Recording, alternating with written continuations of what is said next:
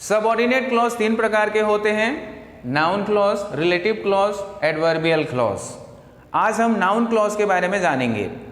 देखिए, noun clause जो होता है उसका खुद का सब्जेक्ट और खुद का प्रेडिकेट होता है और वो एक नाउन की तरह बिहेव करता है, नाउन की तरह वर्क करता है, इसलिए उसको नाउन क्लॉज कहा जाता है। इस एग्जाम्पल से हम इसको समझते हैं।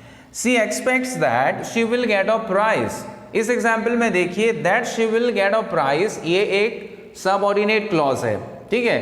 तो ये जो सबऑर्डिनेट क्लॉज है ये एक नाउन की तरह काम कर रहा है। इसको हम कैसे समझेंगे? देखिए, दूसरे सेंटेंस में देखते हैं तो हमको समझ आ जाता है।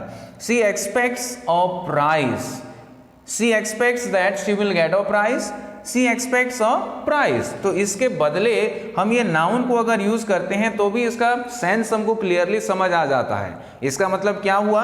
ये जो सबऑर्डिनेट क्लॉज है ये एक नाउन की तरह बिहेव कर रहा है, इसलिए इसको एक नाउन क्लॉज कहा जाता है। नाउन क्लॉज को समझने का दूसरा भी तरीका होता है।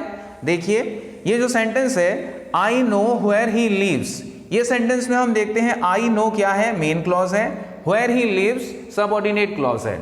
इस नाउन क्लॉज के अंदर जो वर्ब होता है, अगर उससे व्हाट सवाल किया जाए, देखिए व्हाट, अगर इस वर्ब से व्हाट सवाल किया जाएगा, जवाब के रूप में हमको पूरा सबऑर्डिनेट क्लॉज मिलेगा, तो ये सबऑर्डिनेट क्लॉज को एक नाउन क्लॉज कहा जाएगा। देखिए, ये कह रहा है आई नो, तो हम सवाल करते हैं व्हाट डू यू नो, क्या पता है?